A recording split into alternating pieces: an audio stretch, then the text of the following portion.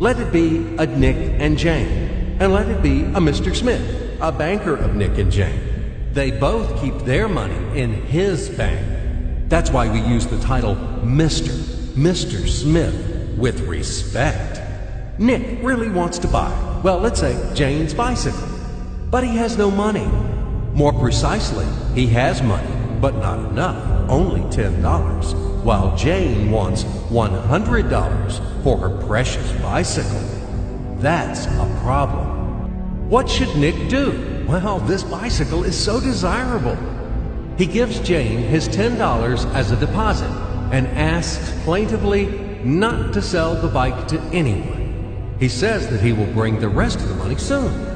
At the same time, he runs to his bank, to the respected Mr. Smith, to get a loan for the missing $90. As ill luck, Mr. Smith has no money at this moment, but he knows perfectly about $10, which Nick gave to Jane. And where will Jane bring his money to? That's right, she will put these $10 in her lovely bank, to the same Mr. Smith. Therefore, Mr. Smith asks Nick to come back tomorrow, in the hope that tomorrow he will get these $10. And everything happens this way. The next day, Jane brings $10 to the bank. The bank provides Nick these $10 on credit. Nick immediately gives them to Jane. She again puts them in a bank.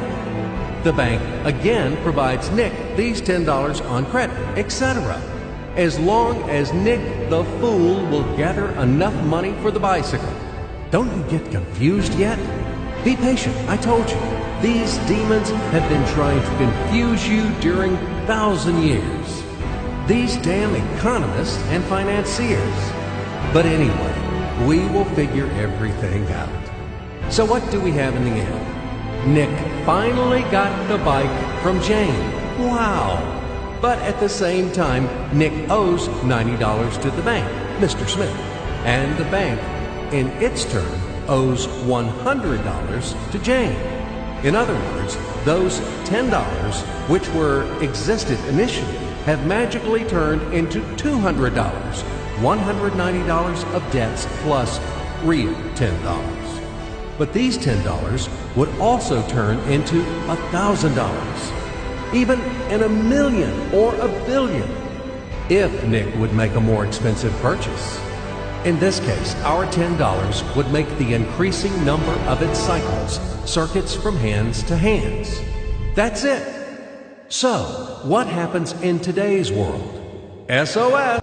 It appears that banks also make money out of thin air and multiply them. Not only Fed can produce money, but banks either. In short, everybody can do this, except you and me. We are not in the business at this celebration of life. I would like to print or draw some money as well. In fact, these banks multiply money without any control. And we're still wondering why the banker lives better. What are naive fools are we? Now it is clear why. The one who produces the money, of course, lives better. But this is not enough. From this moment, poor Nick will never be able to repay his debts owed to the bank, no matter how hard he would work. Silly Nick doesn't know it yet, that he's in slavery to the bank, in credit bondage forever, because those $90 which he owes to Mr. Smith do not exist in nature at all. Sly Mr. Smith made his money out of nothing. He created them out of thin air, just one click. And $10 turned into $200. Yes, but you can object